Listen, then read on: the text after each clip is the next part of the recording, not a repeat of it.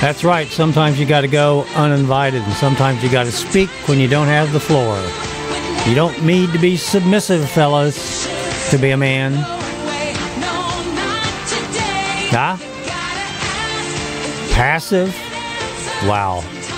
The term alpha assertive and omega comes from the phrase, I am the Alpha and the Omega in the book of Revelations. The first part of the phrase, I am the Alpha and the Omega, is the first round in chapter 1, verse 8 in Revelations. And it's found in every manuscript of Revelations. We're going to talk about the Alpha and the Beta this morning. Welcome aboard. I think we're going to have some new listeners today. Got a lot of comments last week on our proportionality bias. We may get a little bit into that. I told you had to have steel-toe shoes on last week. You probably ought to keep them around for this week. Man.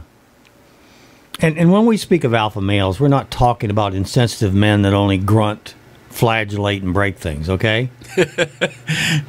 Yeah. That's what they like to tell you. Thing. Yeah, yeah. Our alpha male also has feelings, is empathetic, and caring. In many cases, caring enough to give his life for others, and not the beta male that feminist movement is begging for. A male that is passive and submissive. Under my thumb. Oscars, boy, last Sunday night's Oscars broadcast was the worst rated ever. The Hollywood Reporter called it an all-time low.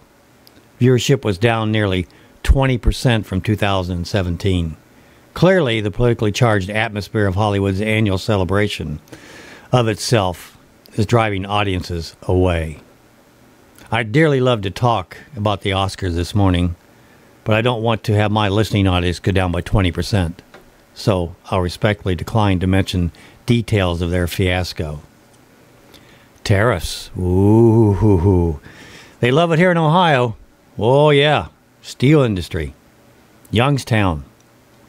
Look, I don't know what Donald Trump has in mind, if anything, with regard to the trade tariffs, but I thought this comment by Facebook friend by the name of Mark LaRoche was quite informative.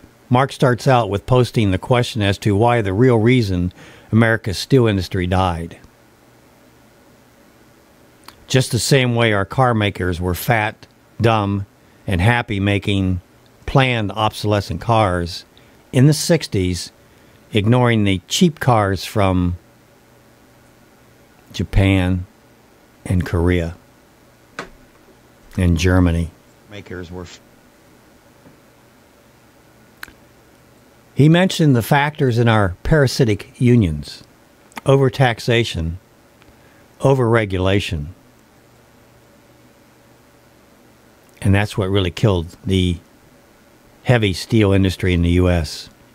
Personally, I've watched from afar the unions destroy Detroit and take down other organizations by making them less competitive, knowing that they know how to run a company much better than those rich, greedy folks who refuse to pay inflated wages.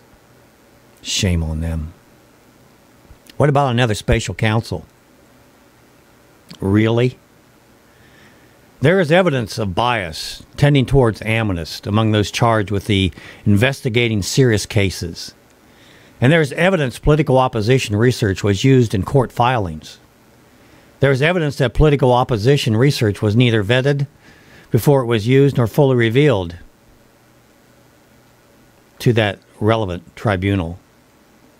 Last week, 13 House Republicans sent a letter to Attorney General Jeff Sessions requesting that he appoint a special counsel to investigate the Clinton, FBI, Obama, DNC collusion and potential FISA court abuses. Earlier this week, President Trump also weighed in on the matter.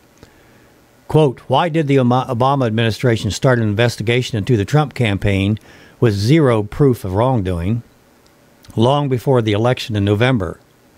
They wanted to discredit so crooked H. Hillary could win. Unprecedented. Bigger than Watergate. Plus, Obama did nothing about Russian meddling. He didn't even think it existed. Look, here's the deal, folks. We're not going to get the feminist darling Hillary and Barack Obama, who, by the way, is still considered to be black. So both will never be convicted of anything, let alone charged. Oh, we'll play around with it, and we'll hint at it. We'll get all excited about it. Nothing's going to happen. The underlings are a different story there. Perhaps, but the insidious deep state, no one is required to fall on their sword, as a sacrifice can be made in their stead. False hope? Or what's the saying? Oh yeah, I remember. Full of sound and fury and signifying nothing. And of course, in the upcoming election, we will elect more deep staters in training, only this time they'll be women actors, not males.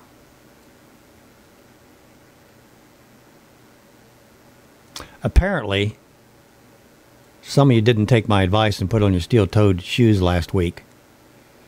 I heard from a couple of gentlemen that are deep into the proportionality bias process. And as a reminder, it basically means that for every action, there is an equal and corresponding action just as big. Lee Harvey Oswald couldn't possibly have been the only one that killed President Kennedy because it's just not big enough. There has to be more people involved. Quote from one of my ex-fans. I was quite sorry to hear your perspective on QAnon and you're labeling him, them, as the enemy. I don't think you have done much research or sought out any opinions beyond your own to determine the validity or lack thereof of what QAnon is about, or who QAnon is about. Unfortunately, you have either purposely or by mistake sent a message to your listeners that QAnon is not to be trusted and should be avoided since it is the enemy. Whatever you claim for research has likely tainted your faith in what is happening. Thanks, Mr. Anderson. You've earned my badge of shame and will be taken off my social media distribution list. He's going to Facebook me, right? You have no idea as to the depth of what is really happening through the Q process. Sorry to drop you, but I have no time for trying to awaken a mind stuck on one. Goodbye, brother. Good luck with all you do. I did thank him for taking time to listen to the show. And I'll say to you what I said to him. And for the record, when I look at an issue or an individual, I look to see their overall performance and its effect on that particular issue. That's how I judge Donald Trump. Not by what he says, not by what other people think about him, but what he actually does, or anybody else for that matter. And what I've seen from Q and conspiracy theorists in general is that many people are talking about him, and he has made some very bold predictions that have raised hopes, but lowered morale, in my humble opinion. We have limited sources, my brothers and sisters, and easily discouraged, and when Q offers false hope, it is worse than no hope at all, and can do major damage to the cause. Not to mention the amount of time people are taking and money they're spending to support their mysterious fortune teller. Q, you see, plural or singular, is at best a relief valve, or at worst working in tandem with the deep state, and perhaps both. Having said that, and this is my response to the gentleman, I'm open to hearing what you believe are positives that Q has added to our side. I see none, but maybe I've overlooked some positives. As far as taking off your list, I find that quite puzzling, and that I'm sure you were disappointed when many of our friends recently were taken out of Facebook or put in Facebook jail for a week or so because of a contrary opinion. And now you're giving me a death sentence in your social media network. I pray you reconsider, but will leave the judgment on any future reconsideration up to your spirit. Regardless of the outcome, I will only note that if we are to defeat the enemy, we must be united and open to thinking outside the box, which I believe is an exercise that you promote. The Bible says where there is unity, the Lord commands a blessing. And I would say we could sure use a blessing about now in this nation. Amen? Amen. Thank you for all that you do. In his name, BJ, my cell number. By the way, if you want to call in and talk to us, 614-324-4220. I think we need to correct that. All right, 614-423. Right? Yeah, 614-423-4220. Right. And we probably won't block you right away. I might also note the responses I got from last week's show was from a very famous conspiracy theorist. I'm not going to mention the name. He's an author and a well-known speaker. Wasn't Mr. Anderson then? No. Who as well called me names and then said he never wanted to hear from me again. Slap Facebook jail again, right? He, in essence, took his ball, bat, and ball and stomped off the field. Folks, how can we win that way? How can we win? What is wrong with a different opinion? I don't know. Ask YouTube and Facebook. You have to, in the council of many, there's much wisdom. You don't walk into the council with the same idea because you're going to walk out of the council with the same idea. You have a caller, Mr. Anderson? Yes, sir. Can we take it real quick before we go to break? We're going to break. And when we come back, now, we'll take the call. Okay. Right when we get back from break. Okay, caller? Hang on, caller. We're going to take a quick break. And we'll be right back with you.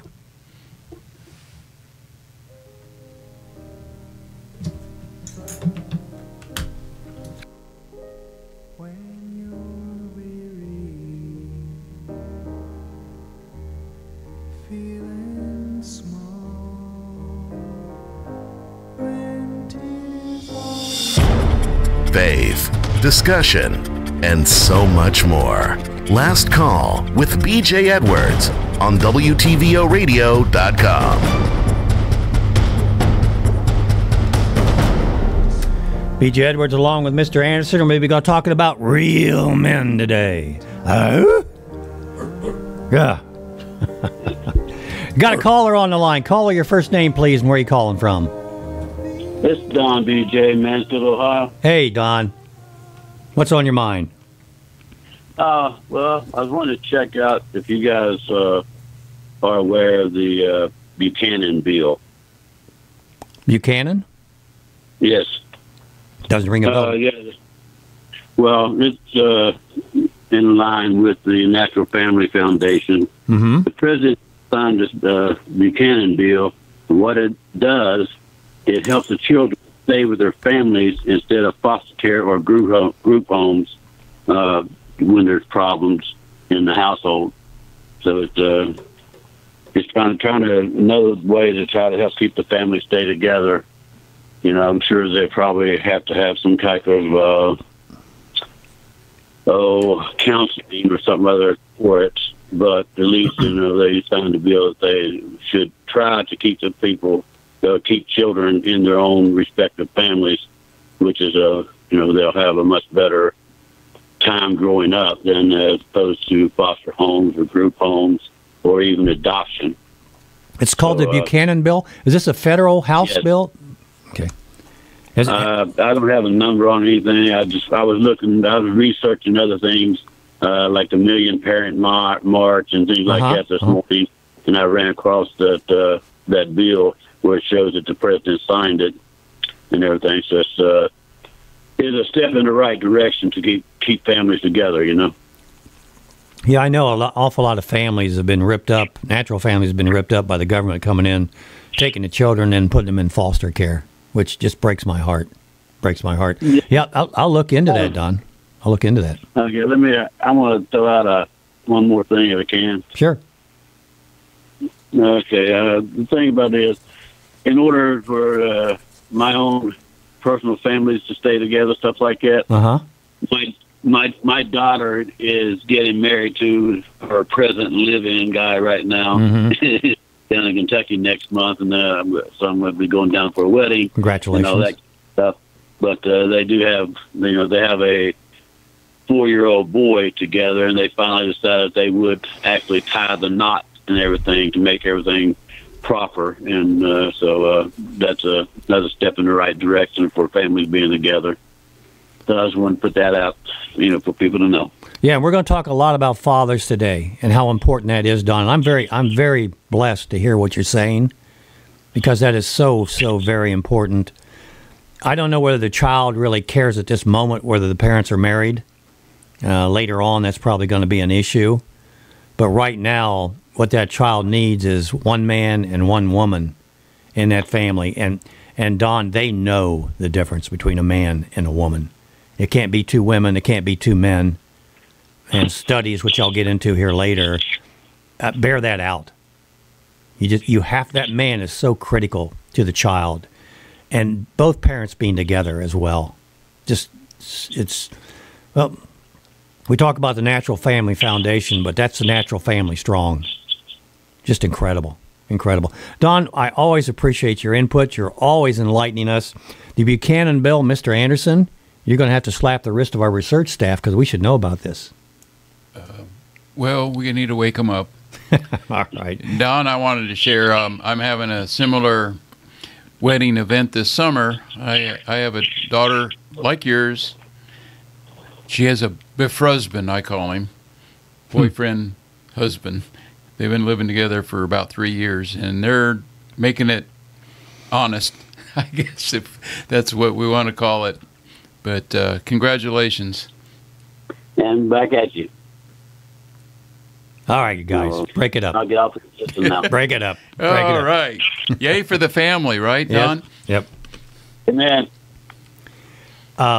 Folks, this is Do Radio, and it's honest radio, and hopefully with just a bit of wisdom. I'm not here to entertain you, but I am here to hopefully motivate you. Our country is in an absolute mess right now. And it's because we, the people, you and I, the people, by the way, still hold the reins. Not the Illuminati, but we, the people. That's why they spend millions and billions of dollars on political campaigns. The vote isn't that diluted yet, and isn't that controlled yet. But we, the people, have allowed it to be what it is. And especially, and this is pointing at me as well, the men in America. It's easy and comfortable to be an alpha B passive male. Hey, we all have fears. And oftentimes, you don't go where you and I are uninvited and speak when we don't have the floor, when we should. There's a price to pay for that. For evil to flourish, good men need only do what? Nothing? Men, good men, and women as well. That being said, well, I refuse to tickle your ears. And I'm more likely to build a small fire under your backside just below the belt line. And that, brothers and sisters, is my intent. Ronald Reagan once said that if you can't make them see the light, make them feel the heat. And y'all ain't seen the light. I'm not going to lie to you to boost my listeners by giving you false hope. For example, I'm not going to tell you that Hillary and Barack Obama would be arrested early next week or any time in the near future, if ever at all. It's just not going to happen. It's not going to happen. It doesn't work that way in today's America, folks. And that's because of us. If you have to hear something like getting Hillary and Brock getting arrested, tune in to Sean Hannity. He'll make it exciting for you. You know, get your hopes up. Week after week after week after month after year. Absolutely amazing. So why so positive, BJ? Well, first of all, we the people have earned the right to experience that kind of righteousness. Why? Aren't we good people? You tell me. We look the other way when the government lies to our children in their government-run indoctrination centers we call public schools. Or when other children are being slaughtered in the womb. We allow, yes, we the people, allowed our public servants that we hired to condone gay marriage sodomy and to burden ourselves with heavy taxes to support all this, to the point where if you dare have children and a family, you and your spouse will both be forced to work. One to pay the taxes and the other to keep your head above water. The list of abuses goes on, and all we do is Monday morning quarterback at best and complain about what happened or wish that someone else or something would come along and magically change the world. It just doesn't work that way. We were given eyes, ears, nose, mouth, but we're also giving arms and legs. Secondly, why Hillary and Barack and all the other deep staters aren't going to go down is our government is incestuous by nature and form. And in most cases, the leadership we have employed have become like conjoined twins to each other.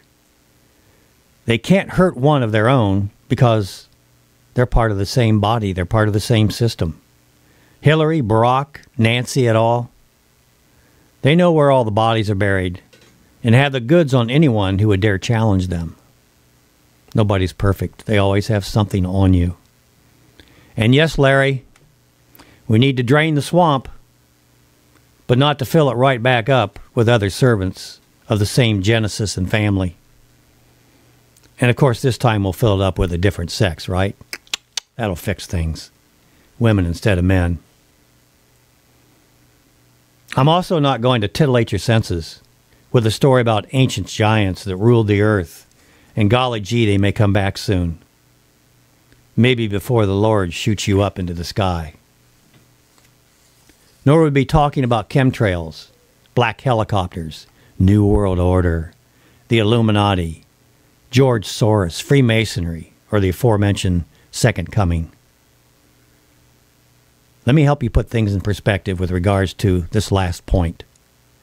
Actually, I'm going to let the American theologian Reinhold Niebuhr assist, as he said it much better than I can, in the form of a prayer which goes like this.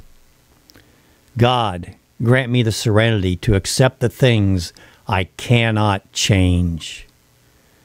Courage to change the things I can, and the wisdom to know the difference. Amen, amen to that. And I'm hoping that we're giving you that wisdom. In order to proceed in our walk here on planet Earth, we need to be realistic, objective. One of my conspiracy theory friends, well, I guess he's now just an associate after last week's show. Anyway, he proudly boasts that his sources tell me Arizona Senator John McCain will not be running again for Senate. Wow. Well, duh. McCain, who is not able, that's a double entendre, Mr. Anderson. Yeah, that's for sure. Will be 82 years old in August, and he's likely dying of cancer. Wow, what a brave, bold prediction, right? If you're tuning in today and looking for candy and sweets, you got the wrong number, Bubba. As I'm not going to fill your head with sugary theories that waste all kinds of time and energy that you'll get fat and lazy on. This is Do Radio, folks. And we're going to encourage you to do just that, to do. Get in the habit. So please, put down your conspiracy theories, take your bib off, and start being productive Americans. Mr. Anderson, I think I'm getting in touch with my Gideon side. Amen? Oh, well, yeah, gleaning out the Army, right? Yep. I'm just being honest and open with you. Look, I'm not here. Well, partially, I got to entertain you a little bit because you're used to it. But I'm not here primarily to entertain you. I'm here to motivate you. Well, how about we're just getting real? Yep. You know, getting out of bed. I'll tell you what, it's going to be a challenge this week. Daylight savings times. Getting out of bed. Oh, poor baby. My body clock. I mean, get real. That's a conspiracy. They're trying to keep us all messed up by changing our time every what? Spring and fall. Spring ahead this weekend. Listen, we need to give God and common sense a little more credit here. Okay? And yes, I believe we can do what it is our Creator wishes. I think America is still salvageable.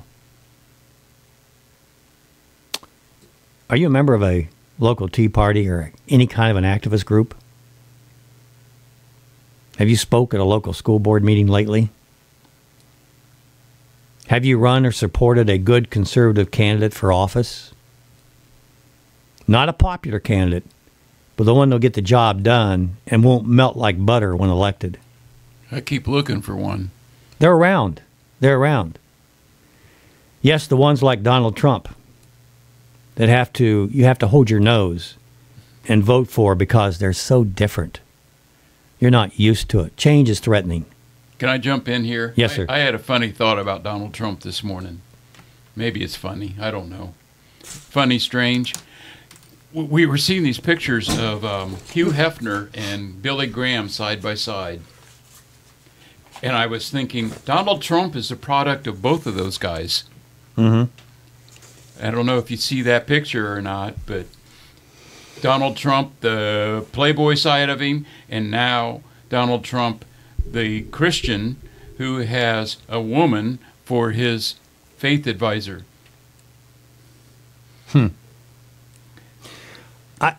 I learned something a long time ago, which is brought to my attention fairly recently, that when an issue arises, you immediately feel uncomfortable dealing directly with it. That voice in your head, the very first one that you hear, is generally not the voice of God, but the voice of our adversary, who wants you to do nothing, or at least criticize those that do something.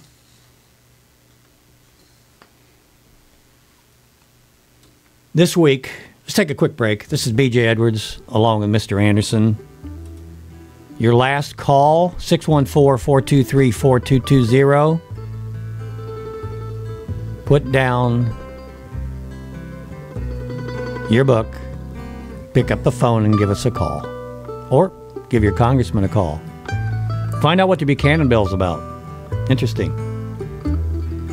I'll share a little bit with what I've been doing this week. I don't expect you all to be doing what I'm doing, but I do expect you to do something, for crying out loud. B.J. Edwards, along with Mr. Anderson, your last call. Summertime. Last call with B.J. Edwards. Real talk about real life on WTVOradio.com.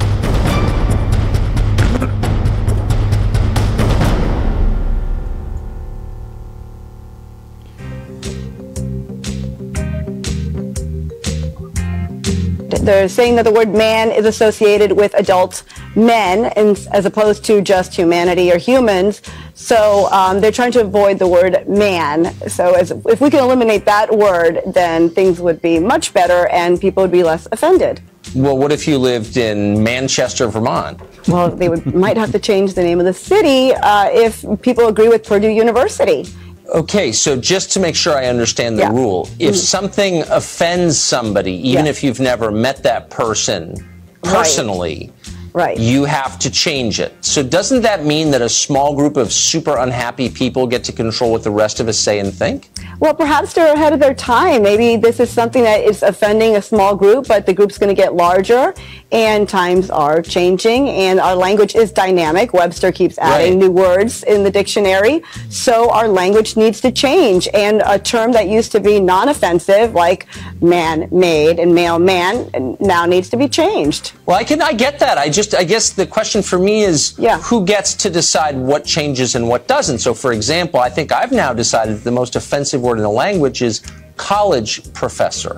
Oh. Okay? Because to me that connotes dumbness and misuse of power and tenure, right? And mediocrity. So maybe I'd like to say no one can use that word ever again in my presence because it offends me. Would that fly? Could I do that? Could I pull it off? Well, if you have a writing guide, perhaps, and you put that out there and people agree with you, then yeah, maybe that would fly. But isn't there a man in the word woman? Call me a person. I'd be less offended. No need for woman. Okay. Yeah. In the end, the revolution always eats itself, as we often point out. I love Tucker Carlson. I love him. Oh, man. That's the logic. Look where we're at. Look what we're doing. This is insane. I have a lot of experience on the phone, on the radio, customer service, years and years, decades of experience doing that. I had my own business where I was an executive recruiter, so I spoke a lot over the phone. I'm very comfortable speaking over the phone. And it's probably why radio is such a natural for me. This week, I contacted a Midwest radio personality. This is by email, by the way, and noted that he had said something during a discussion about gun control that was very short, but yet very profound. You noted, I said to him, that the family is so important. When you listen to TV and radio, when you listen to it, how many times don't you hear the word family used? It's like Occam's razor. It's so obvious what the issue is here. It's so obvious what's important here, the family. Yet, we can't see the forest for the trees. Well, we got to get rid of the guns.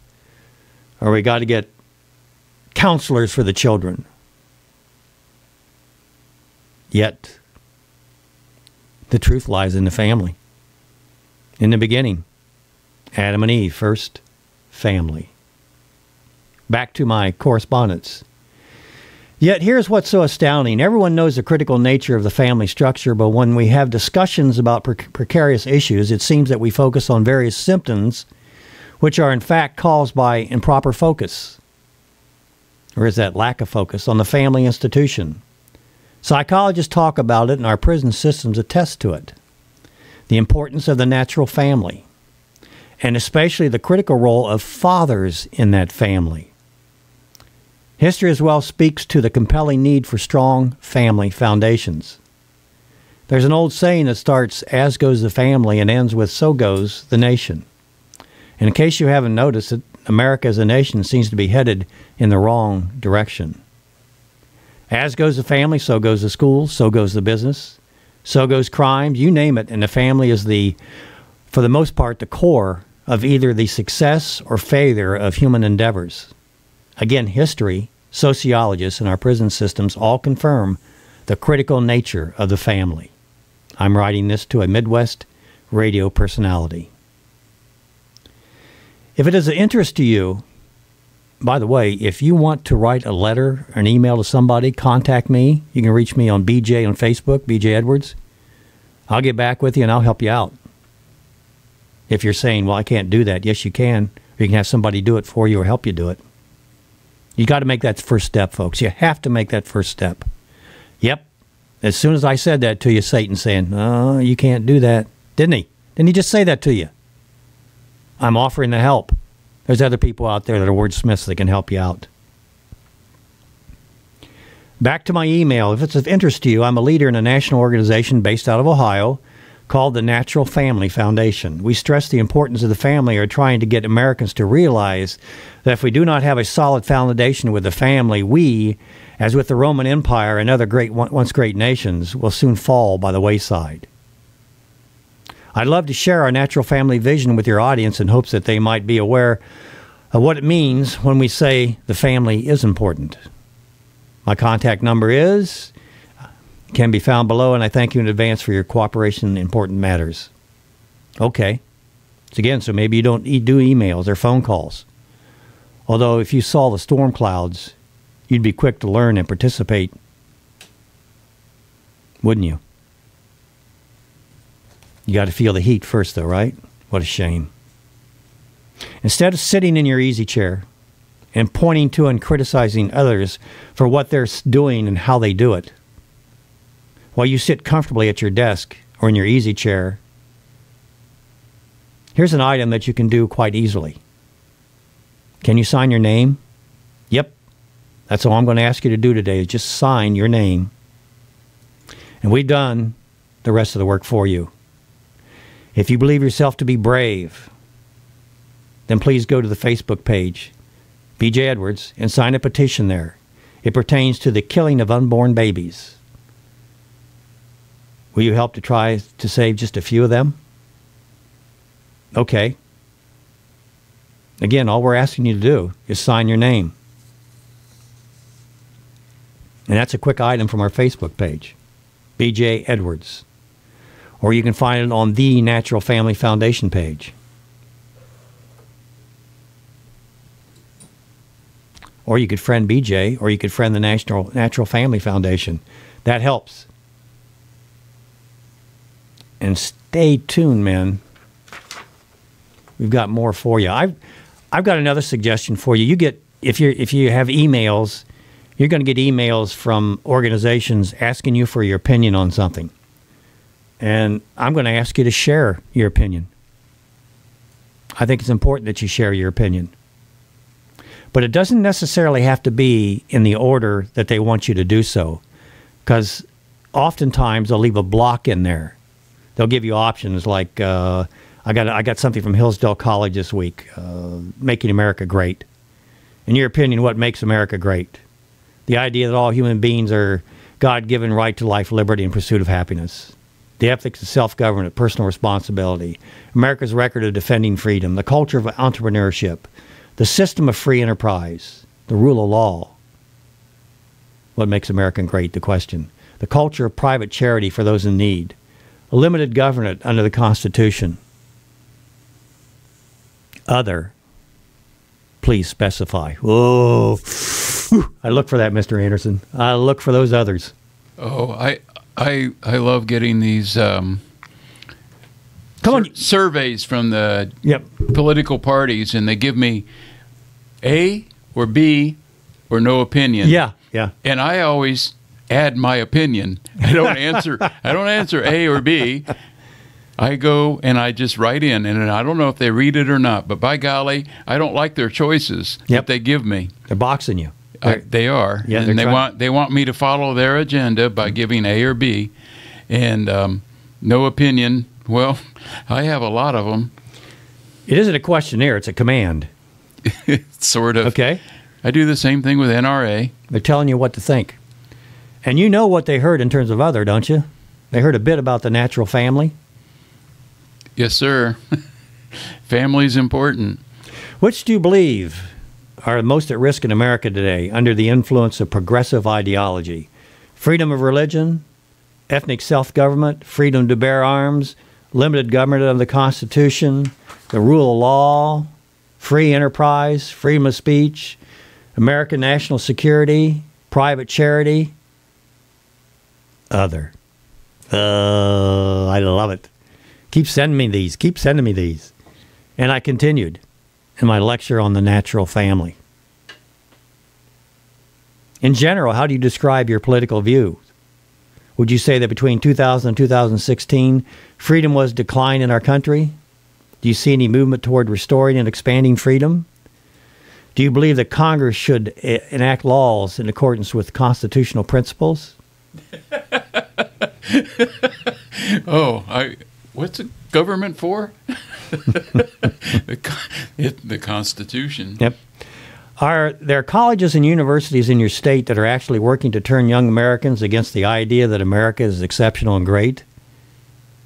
Or you should that have read what colleges aren't in your area that are Are you concerned about the influence of political correctness in our culture, even in the world of sports? Yes, no, secure, undecided. Think I'll take a knee. Yep. Look, there's so many opportunities out there for you to act. So many opportunities. We recommend that you look at it through the lens of the natural family. I know the others look at it through the lens of pro-life. There's nothing wrong with that. Or the ones that have been assailed by our court systems. They look at it through going after their personal sovereignty. They're the parents. They're the ones that had the baby, not the government. Good grief. You've got folks that look at pornography and are trying to fight that. There's all kinds of battles out there. But if you look real hard, and this is why we're recommending the natural family. I don't know whether the natural family is the answer. I hear you, biblical folks. I hear you, but you got to get from point A to point B. And the natural family is a great stepping stone to that. You can't traverse that river in one leap. You got to have a stepping stone or two. And the natural family is that. You've got Joe the plumber, who's not a Christian, but he knows the value of the natural family, doesn't he? Yes, Doesn't know the Bible. Yes, he does. He does. He knows that he doesn't want his 14-year-old daughter being pregnant or his 16-year-old son being a prom queen. He doesn't have to go to church to know that. We're in a public opinion war. We're in a war for the soul of this nation. And we're losing the public opinion war. And a great deal of that is because we're not even participating. Some of that might be we don't know how to participate or where to participate. Again, we're suggesting start through the natural family. Not traditional family, because that can be included, anybody in that wants to be included in that. After 20 years of gay marriage, they can then call that a traditional family, right? But they can't call it the natural family because it ain't natural. Well, they look at it as two adults and a kid. That's traditional because there's what they think is family. It goes back to that tape we played earlier with Tucker and the dictionary thing. And she said something about Webster was adding words to the dictionary. Well, Webster's dead. He's not adding words anymore. And we are, and our political left is adding a lot of words, and they're adding new definitions to old words. And so how do we understand what we mean when we talk anymore? It's kind of a state of confusion, isn't it? I get that. I get that. Okay, so we're going to take a break. And when we come back from break, we're going to start talking about making the case for fatherhood. I'm going to get you some very interesting facts. I mentioned earlier that we're going to do this.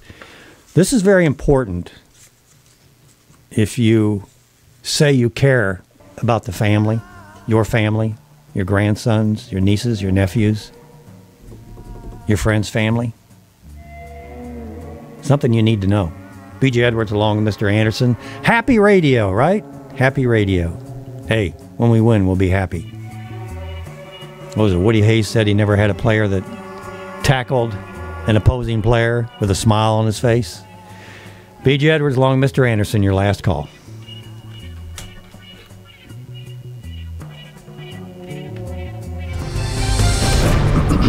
Stay tuned for Last Call with your host, B.J. Edwards. Making the case for fatherhood. Did you find it? I'm working on it. And got me by myself and wept heartily to see my fortune so hard that I should become servant to the... In the 1960s, only 10% of children were raised without a father in the home. 10%, 1960s. Today, that figure is up to 40% and growing.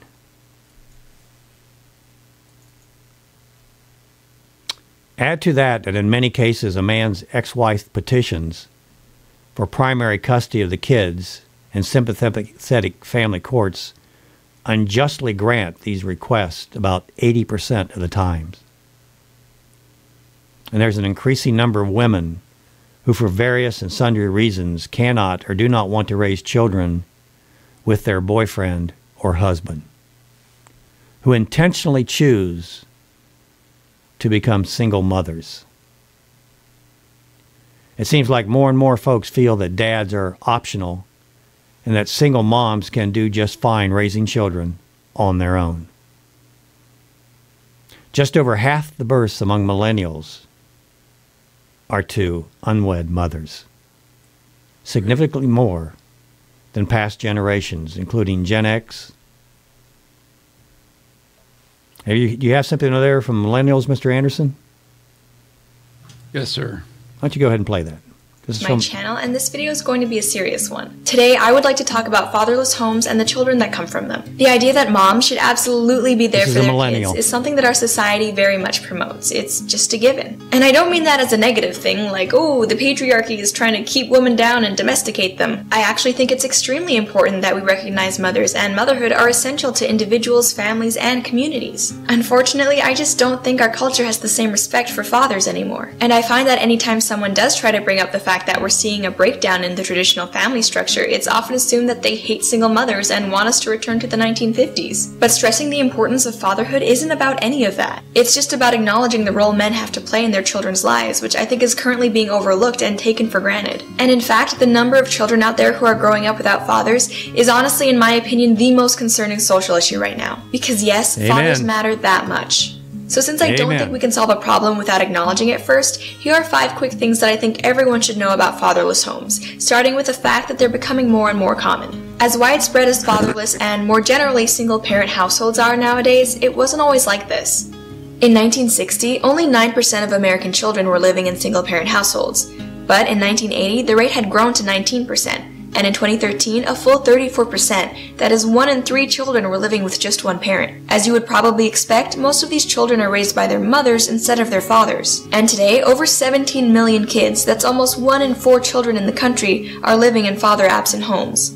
The most commonly cited reasons for this exploding epidemic usually include things like greater social acceptance of non-traditional families, the devaluation of marriage, changes in custody laws and hearings that tend to disadvantage fathers, and government benefits that subsidize single-parent households. In any case, this is definitely a complex issue that has many contributing factors, as is abundantly clear when we take a look at our second point, which is that fatherless homes are more prevalent among certain groups. Although rates of fatherlessness have been increasing across the board, the issue is more serious among specific segments of the population. The most talked about differences are probably the ones that exist between races. And it's true that black children are much more likely to grow up without their fathers than Hispanic or white children. But what's less commonly talked about are the divides that exist between socioeconomic groups. Income and education level are huge factors that affect single motherhood rates, and therefore the odds of a child being raised in a home without their father.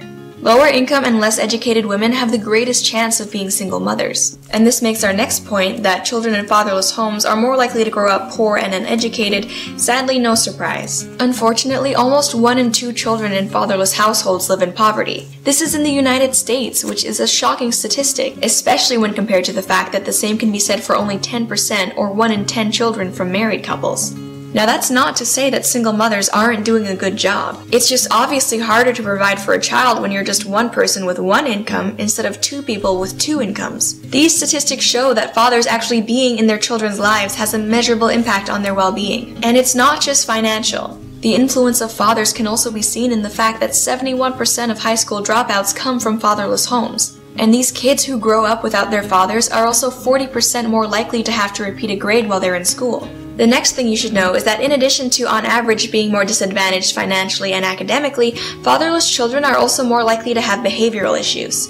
There are plenty of people out there who grew up without their fathers that are now well-balanced adults that lead productive and happy lives. No one's denying that. However, coming from a fatherless home has still been shown to significantly increase a child's likelihood of delinquency. Children from fatherless homes account for 75% of all adolescent patients in chemical abuse centers, 70% of juveniles in state-operated institutions, 85% of all children that exhibit behavioral disorders, and most seriously, 63% of youth suicides. And seeing as how around 85% of the current prison population grew up without their fathers, and that 71% of pregnant teens come from single-parent households, I think it's safe to say that for some children, growing up without both their parents can have effects that last their entire lives, not just their childhoods. Finally, this brings us to our last point, which is that this trend needs to stop with millennials. Now, even though we didn't start this problem, my hope is that we millennials can be the generation that begins to reverse the growing amount of fatherless homes. I know there's no accounting for the endless number of challenges life throws at us, and that things don't always work out how we want them to. But even then, fellow young people, as those who will be parenting the next generation, we need to commit ourselves to being there for our children and to finding a partner who'll do the same,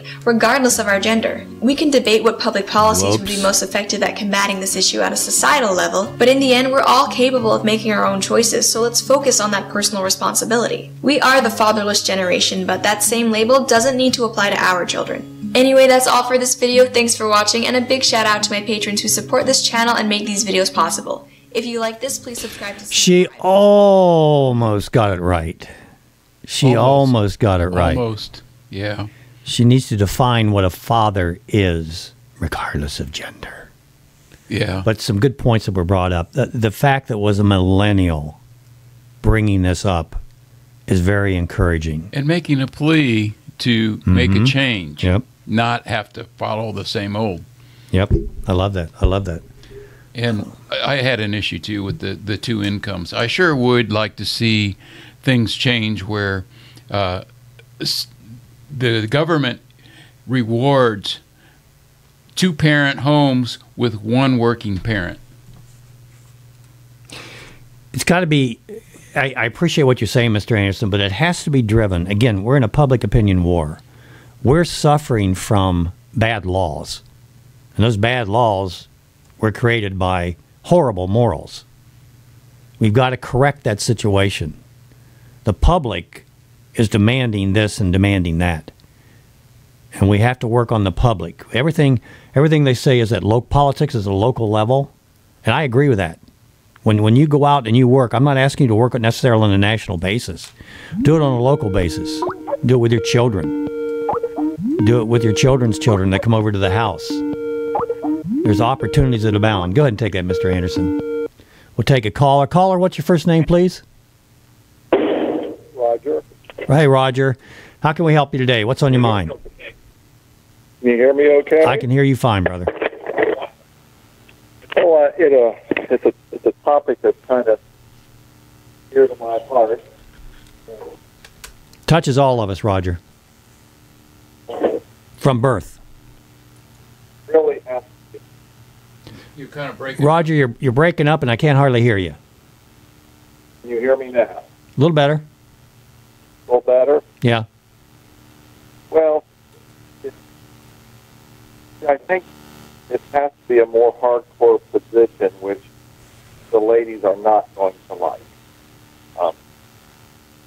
Most of the studies that I have ever seen over the years, and I kind of pay attention to this, stress is a lot more about the dad. That the hope, male is boys. No one's saying that a single mom can't do it, but a single mom can't do it. And that firmness, I think, if we go away from it too much, defeat the most important part of the message, and that is the males are, and it sounds arrogant, it sounds chauvinistic, but I believe the studies all support it. God's word supports it. Sounds terrible, but so much flows through a man in the family that to lighten the response or to try to be politically correct does more damage than good. I think the studies support it. Taken studies. I'm not talking about the past. If dads are gone, family crumbles. I agree, Roger. I agree, Roger. And we just need to recognize that this isn't about bashing men. Look, men are not perfect, obviously, but we do have a role to play, and a critical role in the life of our children, in the life of our nation. We have responsibilities that we need to take, and we have stepped back. And I'm speaking about myself as well as others I've observed. We stepped back, and it's a lot easier to let the woman go ahead and do that. I mean, after all, I can't get promoted to work because I'm a guy, but my wife can get promoted, so okay, I'll sit back and make her career our life. Right. And that's really dangerous because I believe it sends the wrong message to society and also to the children. The children, when we talk about the natural family, we talk about one man, one woman, one blue, one pink, and a lifelong committed monogamous relationship. And that is core, that is the form. But the structure of that marriage is just as important. In a Christian household, you have Jesus Christ, you have the man, you have the woman, and you have the children. That is a vertical relationship. It is not horizontal. And go ahead. Not sure about women, not about that. It's about facts, about the data, about how God has intended. And if we're going to call drunkenness a sin, we're going to call adultery a sin. Yeah, Roger, we're having a real difficult time making out what you're saying. How about now? Is it better now? Yeah, much better. Yeah. If we're going to call drunkenness a sin, if we're going to call fornication a sin, well, a family that is whacked out and out of balance, where the lady or the female is leading, that is sin also. But we don't look at it like that. But it is. God's hierarchy of the family is not just a suggestion. It's not just, you can do it if you want to, but if you can find a better way, go for it. To move purposely away from that, I believe, is sin. To let it happen can be negligent. But the bottom line is, it's as wrong as the other sins that we look at, but we don't want to talk about it that way. Because that, boy, is just not the way you want it. It's just not right to talk that way. But yep. When a family is whopper jaws, the female is playing the leading role in the family, and the man is playing a behind-the-scenes or a subservient role. I don't know what your thoughts are, but I think that is sin. I don't know whether it's sin, Roger, but it has some negative consequences, which generally happens when you sin. So if you look at the consequence and the act, then you could say, yeah, I guess maybe it is sin because of the negative consequences. But I appreciate your points. Let's do a better word then. Let's say we're not comfortable with the word sin, and I'm not 100% comfortable with that. It's being disobedient. Yeah. Okay. Isn't sin disobedience? Yeah. Yeah, that's true. Well, yeah, you're going where you go. Disobedience is sin, so you're going there. But hey, love your program and very valuable topic. Thank you, brother. We're going to take a break, and thank you, Roger. And when we come back, Roger mentioned surveys and studies. Well, I've got some that'll complement what our millennial presenter said and also back up what Roger was talking about. B.J. Edwards along with Mr. Anderson. Natural family. As a nation, we need to be natural family strong. And if you're natural family strong, you're going to be a strong, solid nation.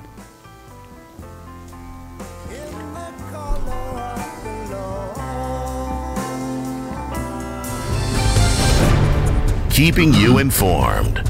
This is Last Call with B.J. Edwards.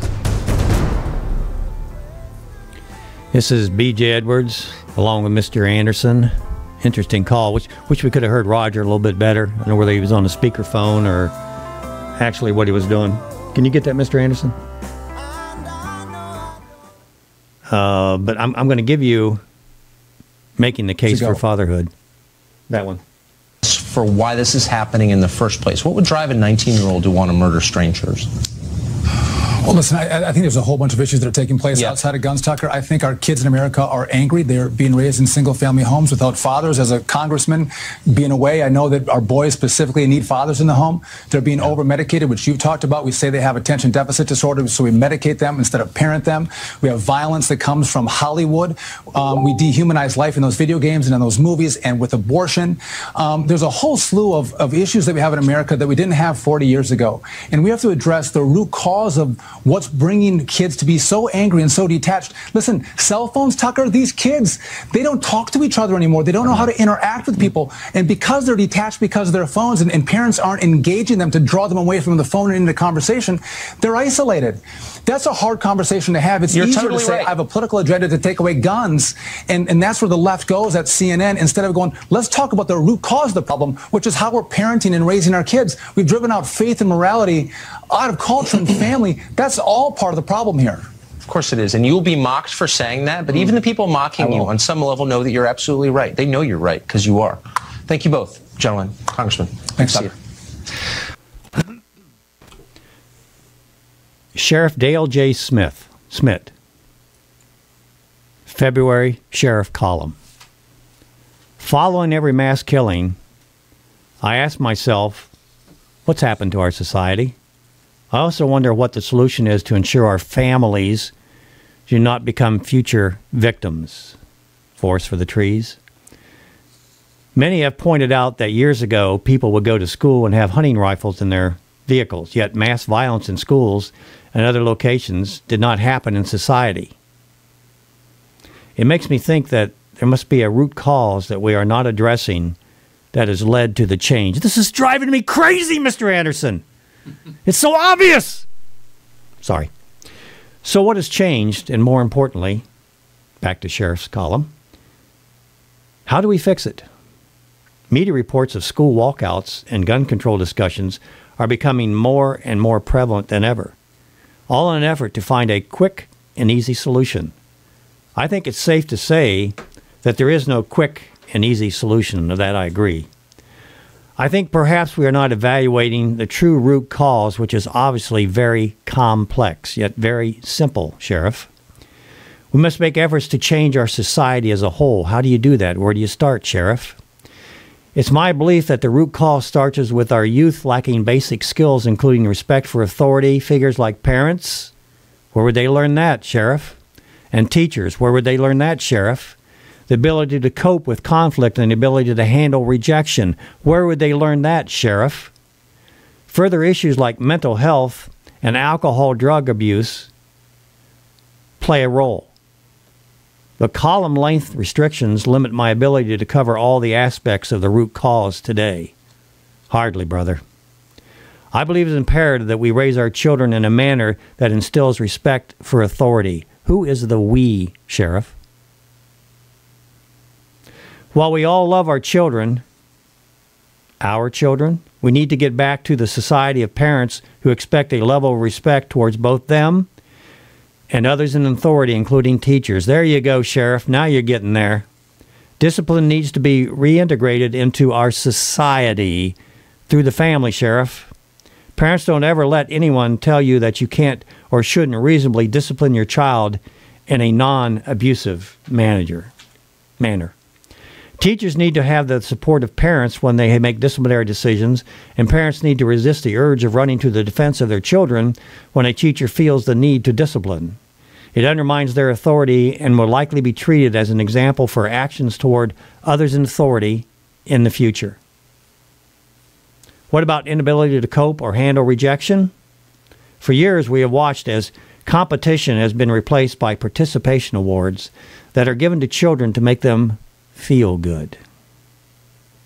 While no one wants their child to ever be disappointed or upset, when they are young, they need to face conflict and disappointment and learn to resolve it appropriately under the guidance of adults.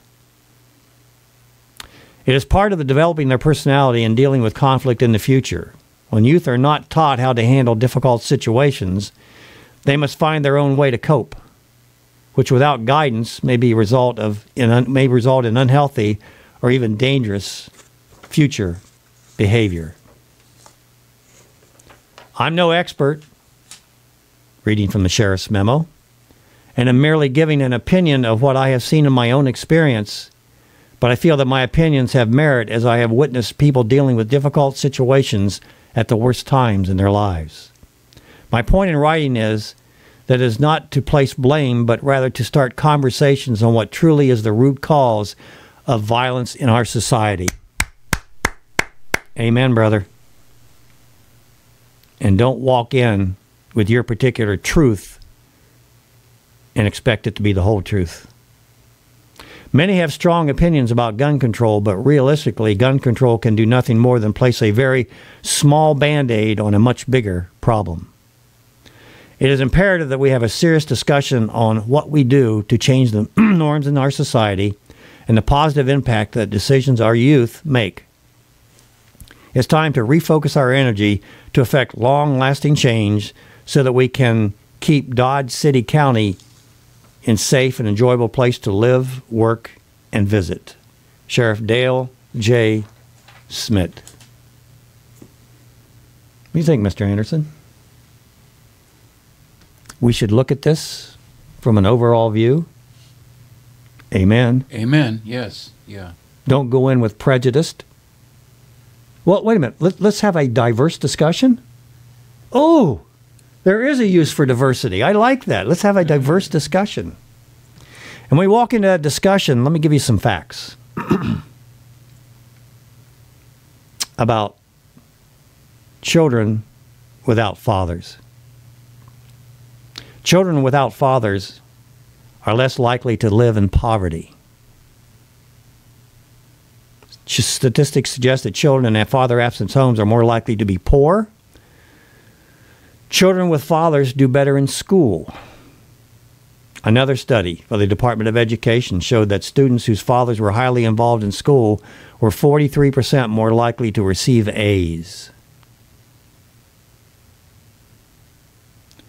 This was true for fathers in biological parent families, for stepfathers, or for fathers heading single-parent families.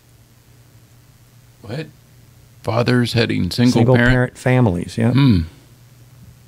On the flip side, students living in father-absent homes were twice as likely to repeat a grade as students with a father in the home. These are chilling facts, folks. Look at the natural family. How many natural families do we have out there? Percentage-wise. Everybody raise their hand. Yeah. I don't see too many hands up. Maybe one in the back there. I'm not sure. Halfway up. Mm-hmm.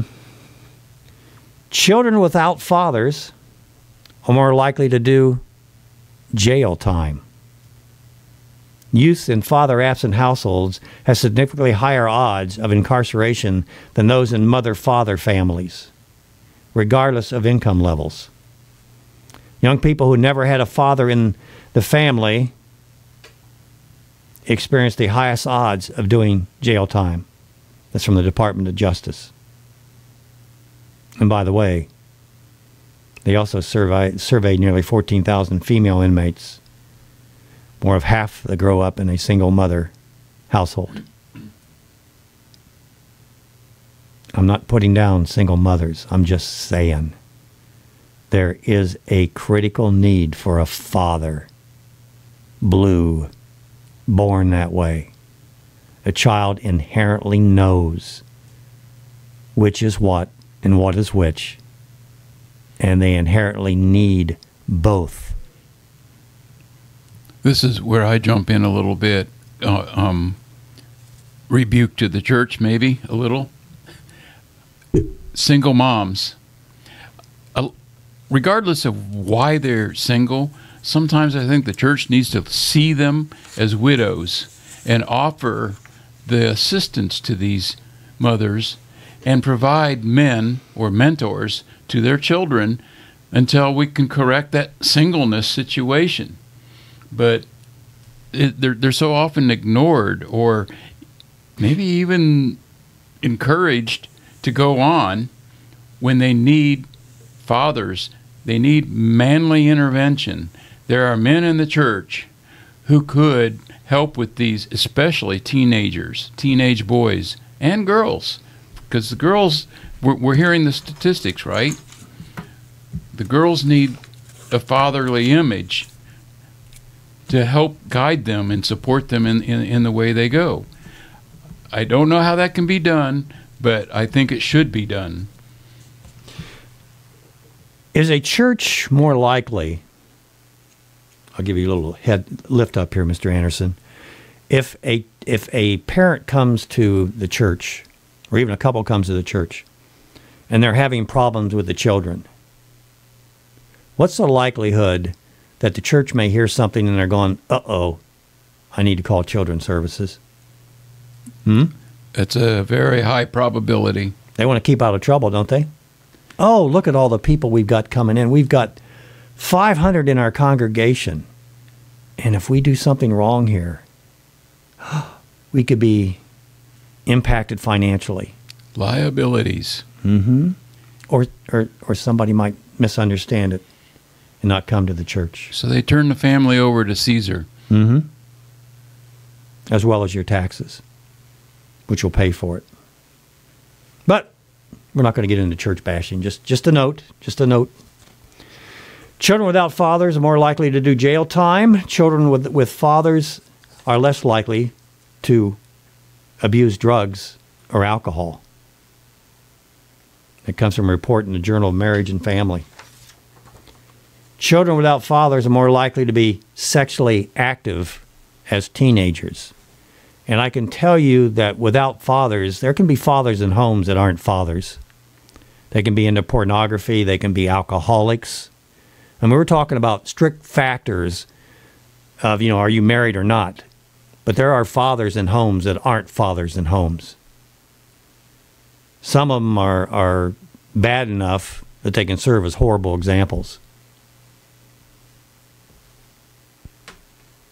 So it's not just being there, but it's being there doing the right thing. And that sexually active is for males and females, by the way. Again, maybe a female child looking for that father that they never had. Children without fathers are more likely to be obese. Children with fathers get more roughhousing. Well, why is that important? Cross-cultural studies have found that the one thing fathers across the world have in common is that they roughhouse with their kids more than moms. And roughhousing, according to sociologists, makes kids more resilient, smart, moral, and socially inept. Children with fathers are more likely to have a larger vocabulary. Children with fathers are more likely to be encouraged to take healthy risk as versus unhealthy risk. We'll go back to the drug coverage about that. Your role as a dad, men, is immensely important. So focus on get the family back. You lost it. I understand that. Society has helped. The church has helped. The institutions have helped. It's going to be a tough road, and yes, Satan's whispering, you can't do it. You don't have the right stuff. Look, you're the one that got you into this situation to begin with. How can you possibly get you out? Your wife's better than you. Other husbands are better than you. Focus on being the best dad you can be. It's not enough to just be there. If you fathered a child, but haven't as much of a role in his or her life for whatever reason, I challenge you to step up and embrace your role as a dad to the greatest extent you can. Yeah, it's going to be hard, and yeah, it's not always going to be fun, but it's your responsibility. And being a man means doing your duty. If you're a single mom, not by choice, these studies may seem discouraging, but rather than being so, let them be an encouragement to make sure that your children are influenced by male mentors. Thank you, Mr. Anderson. Be they uncles, brothers, coaches, Boy Scout leaders, and the like. And if you're a mom going through a divorce, know that while it's natural to want your kids as much as possible, if your husband is a good guy, and that's through an objective lens, that'll be tough. Not through the lens of the acrimony created by your spirit. It's ultimately in your child's best interest to share custody equally. Most of this came from an article from Brent and Kay McKay, The Importance of Fathering, from the website The Art of Manliness, December 2nd, 2017. Very informative, and very telling. Well, when we come back from the break, what do the school shooters all have in common? Gonna get you to man up, guys. Look, I'm talking to myself just as much as you. It ain't easy. A lot of miles between when you started and where you're at. All you can do is try. And pray that God help you.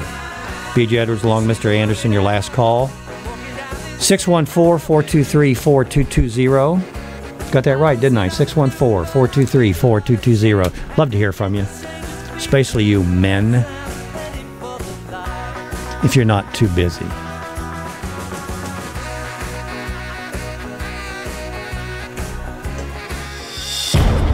Faith, discussion, and so much more. Last Call with BJ Edwards on WTVOradio.com.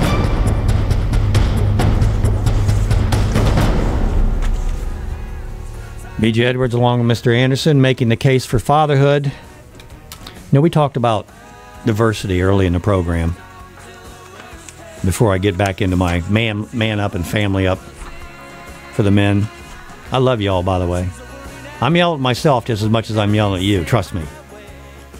And there's no worse critic on me than me. Shoo. Here's a letter written to the Chicago Tribune. It was about the subject of renaming the Washington Redskins. It was to Clarence Page of the Chicago Tribune. Dear Mr. Page, the editor, I agree with our Native American population. I'm highly insulted by the racially charged name of the Washington Redskins, or Washington Redskins. One might argue that to name a professional football after Native Americans would exalt them as fine warriors. But nay, nay, we must be careful not to offend. And in the spirit of political correctness and courtesy, we must move forward. Let's ditch the Kansas City Chiefs, the Atlanta Braves, and the Cleveland Indians. If your shorts are in a wad because of the reference the name Redskins makes to your skin color, then we need to get rid of the Browns. The Carolina Panthers obviously were named to keep the memory of militant blacks alive from the 60s. Gone. It's offensive to us white folk. The New York Yankees offend the Southern population. Do you see a team named for the Confederacy? Nope. There's no room for any reference to the tragic war that cost this country so many young men's lives. I'm also offended by the blatant reference to the Catholic religion among our sports team names. Totally inappropriate to have the New Orleans Saints, the Los Angeles Angels, or the San Diego Padres. Then there are the team names that glorify criminals who raped and pillaged. We're talking about the horrible Oakland Raiders, the Minnesota Vikings, and the Tampa Bay Buccaneers, and the Pittsburgh Pirates. Now let us address those teams that clearly send the wrong message to our children. The San Diego Chargers promote irresponsible fighting or even spending habits. Wrong message to our children. The New York Giants and the San Francisco Giants promote obesity. A growing childhood epidemic, by the way. Wrong message to our children. The Cincinnati Reds promote downers, barbiturates. Wrong message to our children. The Milwaukee Brewers? Well, that goes without saying. Wrong message to our children. So there you go. We need to support any legislation that comes out to rectify this travesty, because the government will likely become involved with this issue, as they should. Just the kind of thing the do-nothing Congress loves. So we won't use the word men or man anymore, right, Mr. Anderson? Well, we should refrain, yeah. Mm-hmm. Yeah. And we shouldn't use boy or girl anymore. Now you're getting it. Boy, you know. You're feeling me, Mr. Too Anderson. bad for the Big Boy restaurant and the sandwich, the famous sandwich. No more Big Boy. Yeah. And what about those fat boy motorcycles? Boy, we got a lot of work to do in our dictionary. Yeah, we do. Yeah, we do. We're going to man up, but I asked the question early. Don't use the word man. Oops. Well, I'm going to be politically incorrect. I'm going to use the word man up. What do all the shooters have in common, Mr. Anderson? I don't know. You want to hear? Yeah. Either minimal involvement with dads or no involvement with dads. That comes usually after divorce, and it also comes from the 51% of women under 30 who are raising children without father involvement. Sometimes father involvement starts, but then after 2 years of not being married, 40% of fathers drop out completely.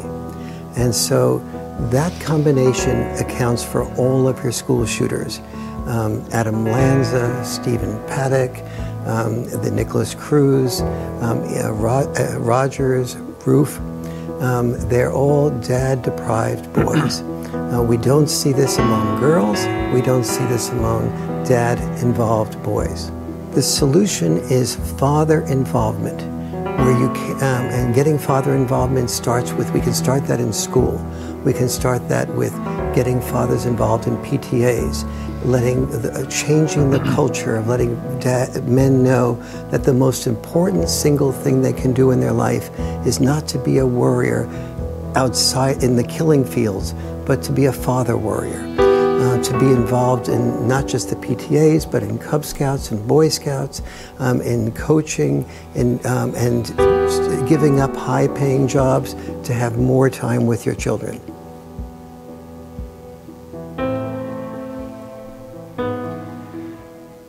David from our chat room says he spent a lot of his young life with my grandparents. Another chat, grew up with alcoholic dad, was tough growing up to say the least. Brother, I'm with you there. I'm with you there. I can remember in my family life having an alcoholic father, among other things. And in the Boy Scouts, and of course you had Father's Day in the Boy Scouts, right? My dad didn't go there. My mom showed up. Dads, don't make it that tough on your kids. This is tough stuff. Growing up is tough stuff. We need role models. Especially us guys, we're very visual. You know, why do you think most of the shooters, or is it all the shooters, are male? Why is that? Why do you think that is? We talk about the Las Vegas shooter and how he didn't have a father figure. And how I speculated that. Making up words again. Yeah, I know. Speculated, I almost said it again, that it was a last move for him. He couldn't fill that gap, that father gap. Oh, what a hole. What a hole, gaping hole that leaves in a child's life. I know a lot of you, probably most of you, understand what I'm saying, which is sad. Again, we're after the concept of the natural family and exchanging information with you in hopes that we can get our focus back on the natural family and the importance of it, not just to our nation, but to those young children that need it so desperately. Yesterday, I overheard a Christian gentleman talking about a large men's group that he spoke at a few weeks ago, and he called the men out to do something. He gave a time and date to meet in order to plan some action. When it came time for the follow-up meeting, only 4 people showed up for the meeting. 3 of them were women who weren't even at the men's meeting. Is that what they mean by women and children first, Mr. Anderson? I don't think so, but maybe that's the way they're reading it. Look, there's no guarantees in life. There are probabilities and likelihoods. But again, no guarantees. We talked much here on Last Call radio program about the natural family. Again, one man, one woman in a lifelong committed monogamous relationship. I'm going to say that to you until you get it memorized. And the importance of the family structure and how it is so important to your children, which is so true. But it really guarantees nothing other than a high probability that those children will be successful in their lives. And yes, there's always the exception to the rule. I know. And yes, in America, the natural family is all but extinct, with the divorce rate at 50%, drugs, the pill, gay marriage, pornography, child and spousal abuse, government intervention, abortion. You get the point, and the list does go on. And I keep wondering, it seems like the odds of having a natural family are so stacked against us with all those things you just said. Well, we're being diverse. We're being diverse in our marriage, Mr. Anderson. Yeah, we don't really... I still think the natural family is the answer to all of those problems. May not be the answer, but it's one heck of a good start. Right. Well, the answer is what we all need for all things. But as we sit here in this physical realm, in our bodies, and our souls are crying for some form of unity, and that unity needs to begin in the household. If there's no unity in the household, how can we have unity in a church, or how can we have unity in a nation or a community? Small steps, right?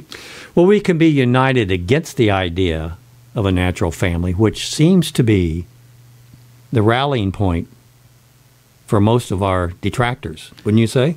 The Communist Party has made that one of their 10 planks. Primary target. One of their primary targets. Yep. I assume Satan started that a long time ago. Yeah, you can assume properly. And he's got a lot of children that are following him. He's a great father to a lot of children. The children of the lie. Yeah. If you don't have Christ, you're a member of that other family. Yeah. Look, it's getting about to the bottom of the hour, Mr. Anderson, so I'm going to finish this man up and family up, but I'll finish it out after a quick break. This is B.J. Edwards, along with Mr. Anderson, your last call. And dads, get out there, get in the game, get on the field. B.J. Edwards, along with Mr. Anderson, your last call.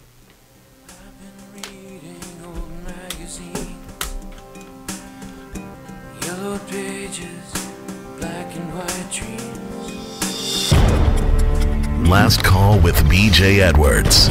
Real talk about real life on WTVOradio.com.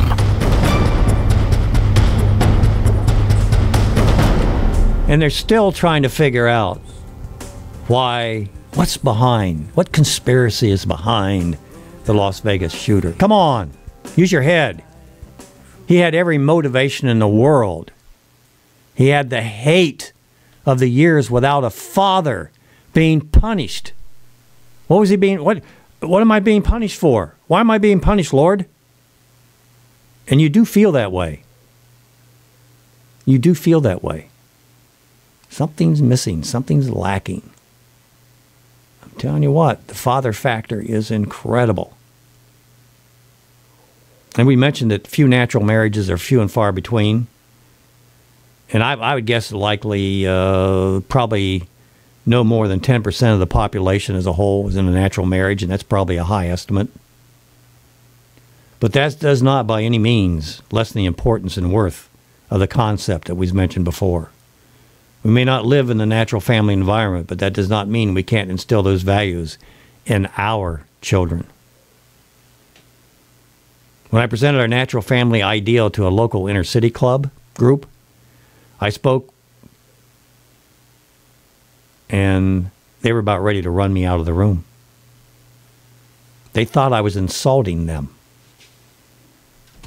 And I said to them what I just said to you. It's the concept. And I don't even belong in a natural family. I don't meet the qualifications. To be in that family, you're in rarefied air. A child can be born in a fatherless home in the USA, and as such, they have a better than even chance of doing so, especially if the mother is under 30 years of age.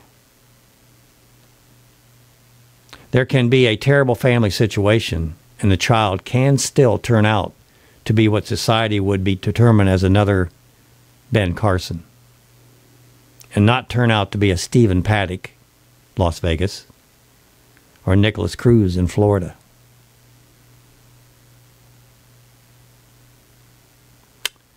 Sadly, our prison systems attest to the fact that a broken family, and especially a father's family, is more likely to turn out more Stevens and Nicks than the Ben Carsons. And yes, a child can be born in a perfect home and seemingly have all the advantages of life. On August 20th, 1989, Joseph Lau Menendez, 21, and his brother Eric, 18, shot their parents, Jose and Mary Louise Kitty Menendez, multiple times with shotguns in a den of their $5 million Beverly Hills mansion.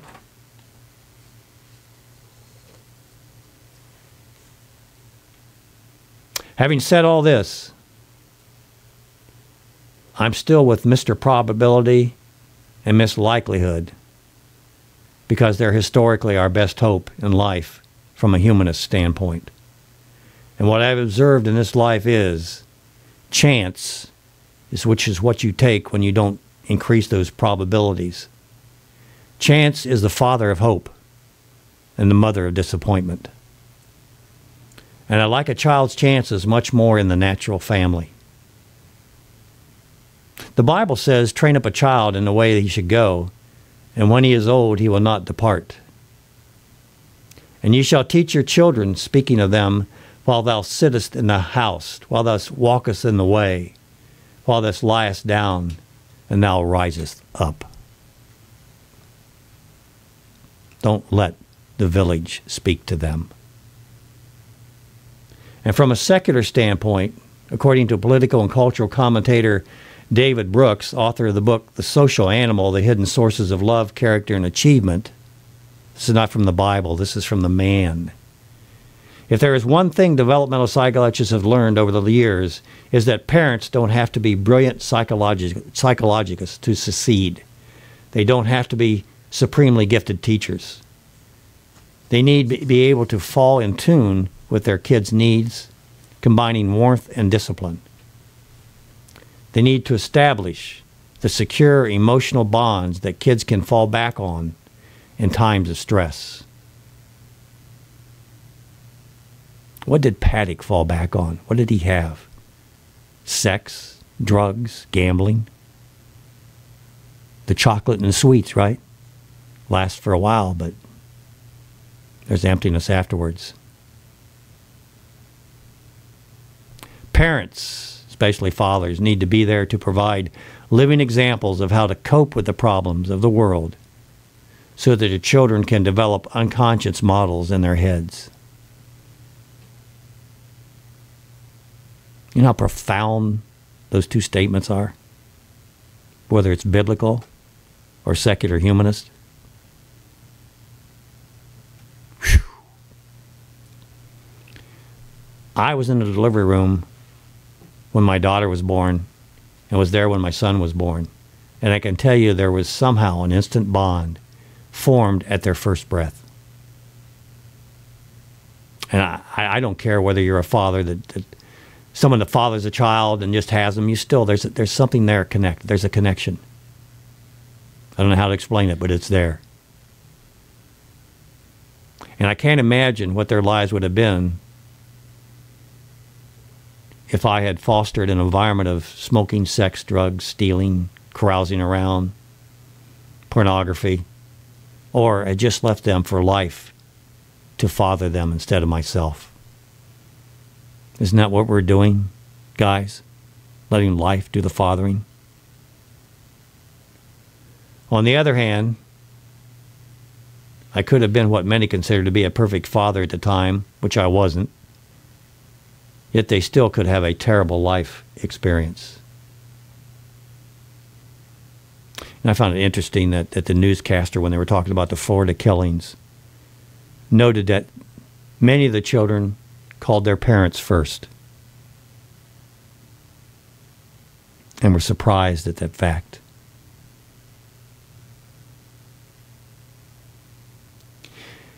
You don't bring up a child in a vacuum. It doesn't happen. They need you to coach them, fathers and mothers. They need you to coach them, to show them how to run some plays. Because if you don't, well, it takes a village to raise a child, right? Haven't we heard that before? Again, they're not brought up in a vacuum. The family is important, critical, however. Ask yourself this question. Hugh Hefner and Billy Graham. They both passed away recently. Who had more influence on the children of America? I grew up in the 60s. Graham was there, and Hefner was there. Who had more influence, and who had more follow-through? Whose disciples were more convicted? From where I'm standing, it would appear that Brother Hugh had won the contest, hands down.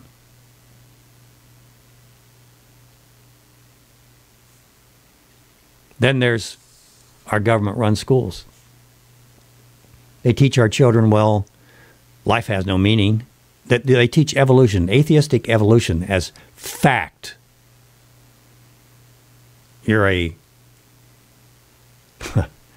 come from primordial sludge. You're a cosmic fart. You just happened to get here. Lucky you. That idea isn't just taught in science class. It's in every subject. Sure it is. Yeah, read the books. And if you visit museums or zoos, that's what they tell you. It's integrated into our whole system. I agree. Life has no meaning. That's what the schools teach. Oh, but wait a minute. They're not done yet. They're also teaching your children that morals are relative. I'm okay, you're okay. They also teach that you, man, not God, you, man, are the measure of all things. Life has no meaning. You decide what your morals are, and you make your own decisions. And then when a 17-year-old or 18-year-old or 19-year-old decides that, or 16 or 20, 21, decide that they're going to take their own life, doesn't mean anything, does it? You just hear accidentally. Okay to take it. Or to drug yourself out. Or if you're a friendly sort, you want to take some of your friends with you, so you walk into school with a gun. So you have no father. You don't have that image. You have that hole that's left in your heart. You're worthless. You can make your own decisions. Life has no meaning. Grab the gun and go. You don't need a conspiracy, folks. And yes, these things do happen. Sandy Hook did happen. They weren't actors. And yes, they were brainwashed, but they were brainwashed because of you and I. not because of some machine. You don't need a machine. These kids are set up for failure. All of them. Even if you're a good parent, you have to fight the government-run schools, the indoctrination centers. And you're going to send your kids to school, and 12 years later, they send you back to complete strangers. But you don't have enough of that. You send them on to college, finishing school for another 4 years. And they do complete the job that isn't done already. They take off the rough edges. So your children don't have your moral set of values.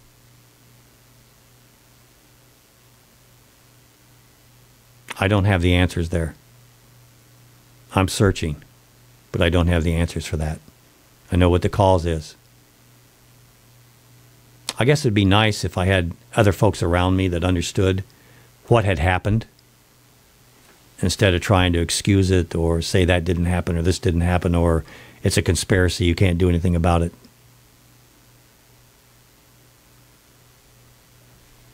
We can't do this alone, and yes, we need God, but God works through people. And God lets us make decisions. We have a free will. But do we really give kids a chance? Do they really have free will? Or are they programmed for disasters? Public education. But I'm not done yet.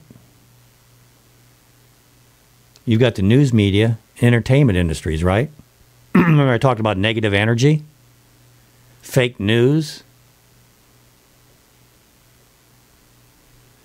Whew. And churches, Mr. Anderson. They're more like society. They're more like humans. Our good friend David Arthur, who is a former transgender, former homosexual, was welcomed by the church when he was in full gala gear. Once he found the truth, once he found Christ, the church slammed the door in his face. God's truth slammed the door in his face because they were afraid he was going to offend someone. I think Jesus did some pretty good offending when he was in his day, didn't he? It's kind of weird. When I was a boy that was a girl, no one was offended. Yep. But now that I see the light, you're afraid I'm going to offend? Ah, you're being very diverse, Mr. Anderson. Good for you. Good for you. You've got the idea. You've got the idea. How about businesses? Transgender bathrooms? Oh, we don't want to offend people, so we offend our little girls with men in the bathroom. Families themselves? Do you have the 10 Commandments on your walls? When you go into the churches, do you have the 10 Commandments? You know they aren't in the schools, right? Why is that important, BJ? If you're asking that question, I can't help you. But I'll work with you. And the government. Ooh, ooh. Again, think of a fatherless child that's being brought up by all these areas of influence. And they're all infecting their life.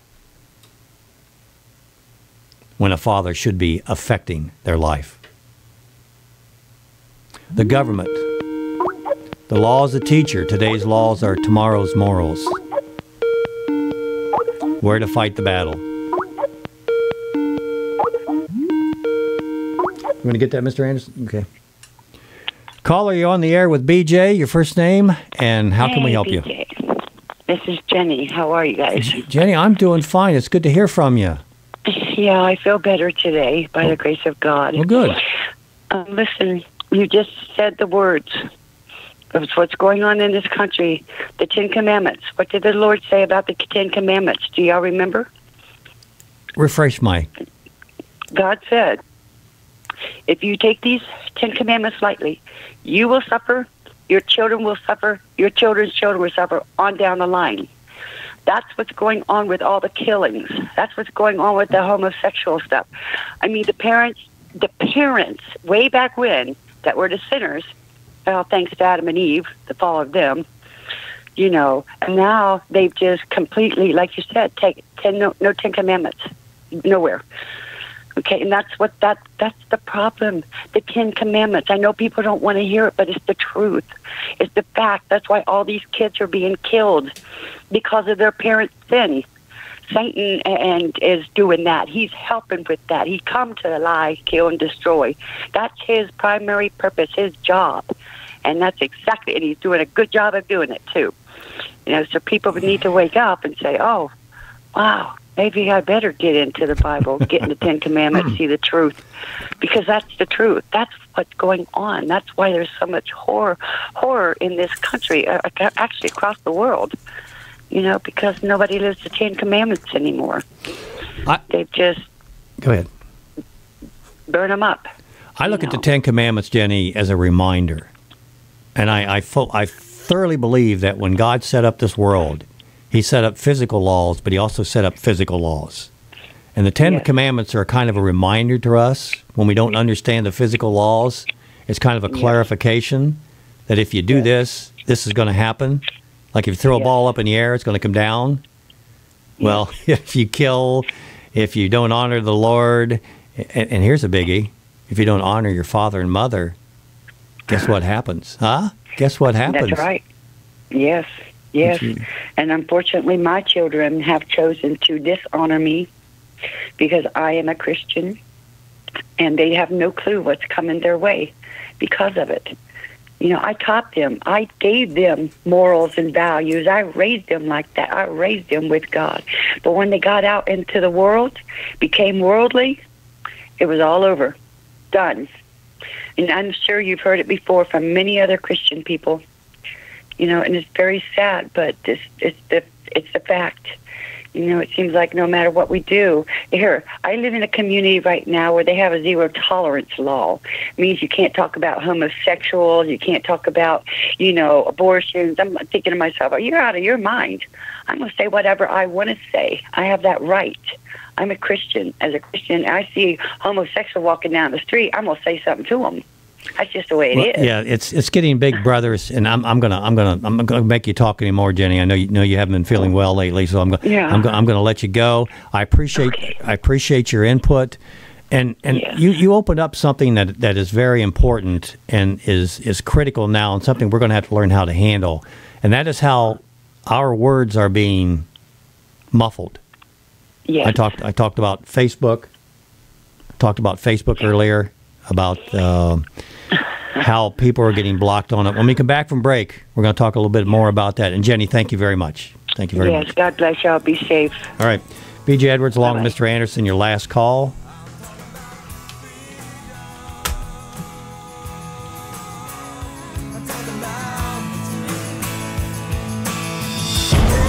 Faith, discussion, and so much more. Last Call with B.J. Edwards on WTVOradio.com.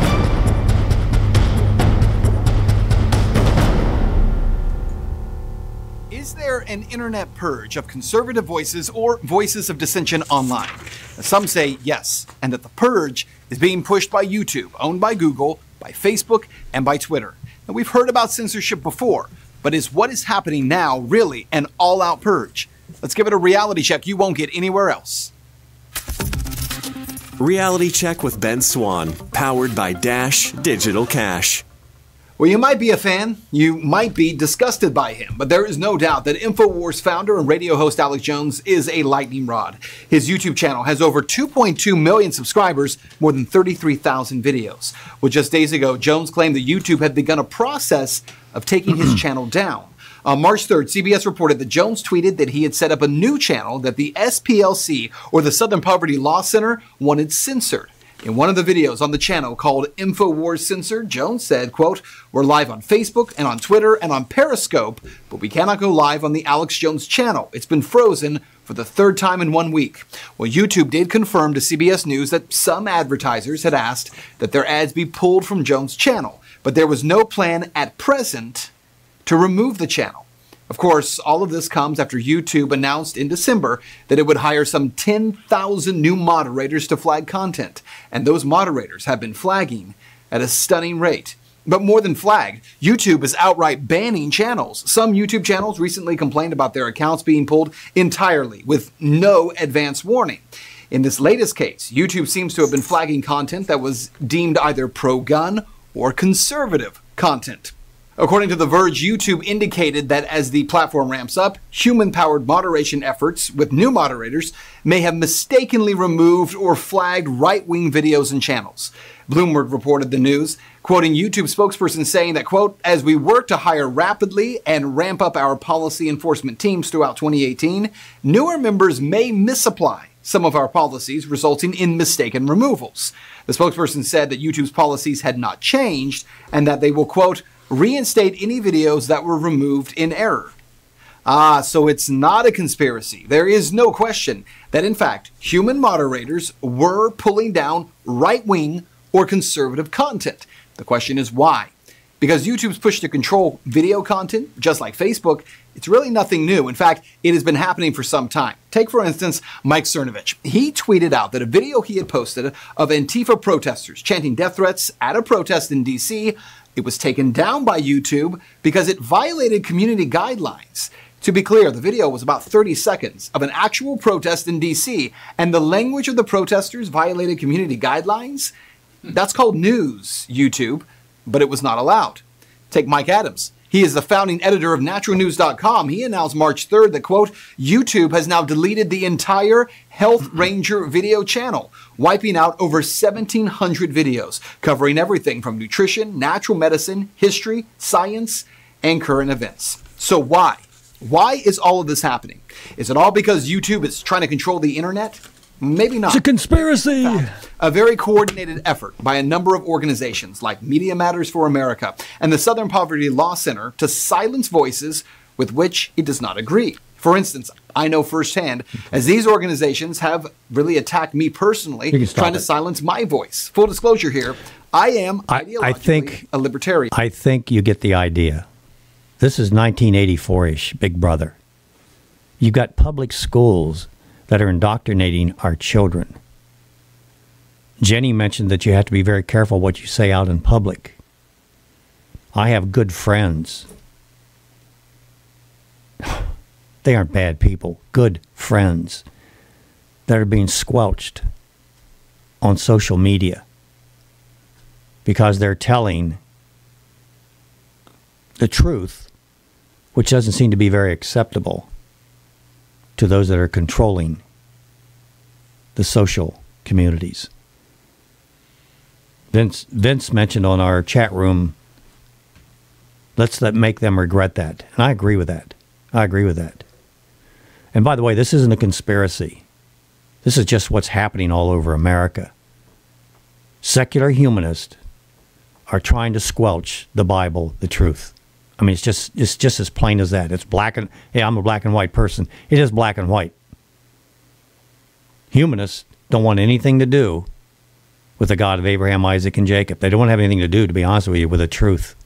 It's inconvenient to them. It's annoying to them. And if they can keep that truth from other people, they're going to do it. And I've been a proponent for some time to get some kind of vehicle that we can use that is safe, that we can communicate with one another. I have some friends, and as mentioned in our chat room this morning, that are going on Gab. And I also had somebody that gave me some information, and I thank you for that information with regards to Gab, because I don't know who owns Gab. I don't know what they're about.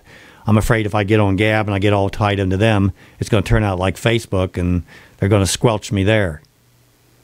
Or it's too small to matter. That doesn't bother me, by the way, in terms of the size, because if it is the right instrument, we've got enough folks that we can start promoting it and pumping our people into it and make it more profitable for that entity, but we need to know who that entity is. And I find it very interesting that the opposition has noticed Gab as well. So that's why I'm going to look at it. Here's an article from Cale Guthrie Weissman. The purge is happening, at least according to the universe of alt-right users on social media. Many of them claim that in recent days their Twitter accounts have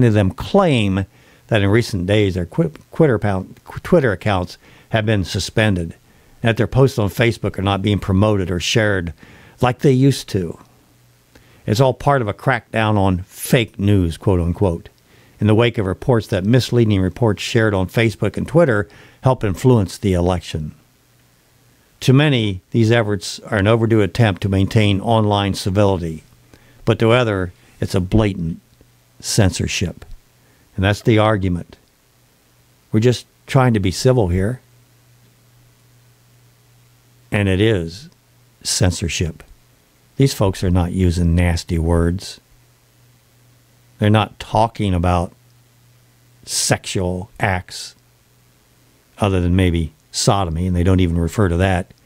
I mean, there's some nasty stuff that you can find on the internet that you don't want your children getting exposed to. That's not going away. But if you try to say something about why it should go away, why you're suppressing somebody's First Amendment rights, and we're going to squelch you and let them go on about their business. The message we have about the natural family, or natural family strong, the message that we have needs to get out. But if it starts to becoming effective, I can guarantee you that the Twitter and the Facebooks of the world will squash it. And they'll find reasons to do so. So we have to be prepared, and I think maybe something like Gab is it. If you know anything about Gab, give us a call or send me some information, BJ Edwards on Facebook or the Natural Family Foundation. Like to hear more about it. We'll just gab away. We'll just gab away, yeah. Christian Gab, hopefully. Well, objective Gab. I'd settle for that. How about honest Gab? Yeah. Just honest truth. 1984, man. Not your truth, not my truth, but truth. Wow. Truth speak.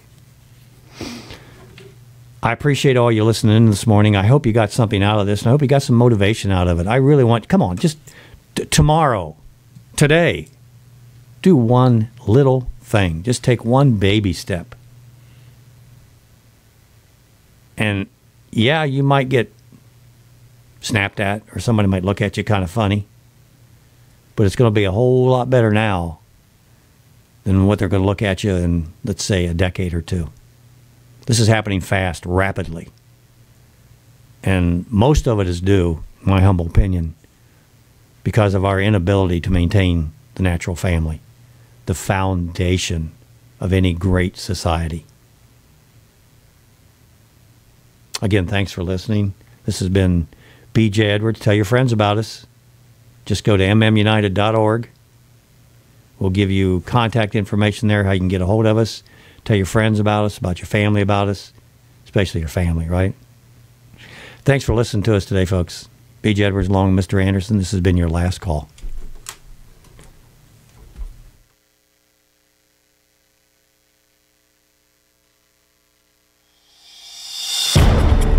Join us Saturdays at 10 a.m. Eastern for Last Call with BJ Edwards on WTVOradio.com.